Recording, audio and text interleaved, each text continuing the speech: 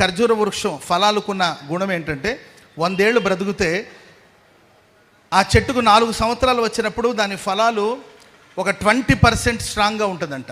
ఎన్ని పర్సెంట్ అండి? దాని రుచి కానీ లేకపోతే దాంట్లో ఉన్న విటమిన్స్ కానీ 20%.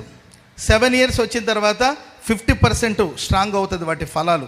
16 ఇయర్స్ వచ్చిన తర్వాత 60 నుండి 70% వాటి యొక్క ఫలం అది స్ట్రాంగ్ అవుతుందంట.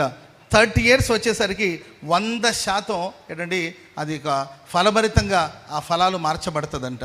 అంటే దాని అర్థం ఏంటంటే ఎదిగే కొద్దిగా ఫలము బలముగా మారాలి. చప్పట్లు కూడా మంత్రి గట్టిగా హల్లెలూయా. 30 ఇయర్స్ వచ్చేసరికి అది పరిపూర్ణమైన పరిపక్వతను చెందుతుంది.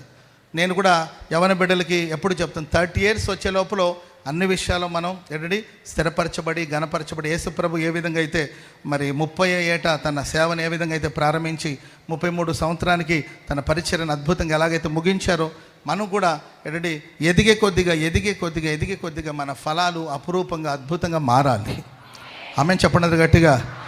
ఆత్మఫలం ఏమనగా ప్రేమ, సంతోషం, సమాధానం, దీర్ఘశాంతం, దయాళత్వం, మంచితనం, సాత్వికం, ఇలా చదువుకుంటూ వెళ్తాం కదండి.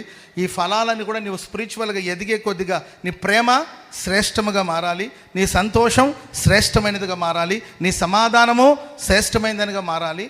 మనం ఎదిగే కొద్దిగా మన ఫలాలు మరింత దీవెనకరంగా మారాలి తప్ప ఎదిగే కొద్దిగా మరి చండాలపు అనుభవానికి మనం వెళ్ళకూడదు. ఒకప్పుడు మనం సాధారణంగా ప్రారంభించిన మన జీవితాన్ని ముగించే లోపల ఒక మహిమ కలిగిన పాత్రలుగా మనం మార్చబడాలి. హల్లెలూయా.